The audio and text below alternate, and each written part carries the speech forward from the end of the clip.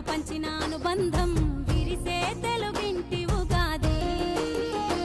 12 రాసులే పలికేను స్వాగతం, పలు రుచుల పచ్చడే అయ్యింది అమృతం. ఈ వేడుకెంతో అద్భుతం. కోయిల పాటల సంగీతం, కొమ్మారెమ్మల కోలాటం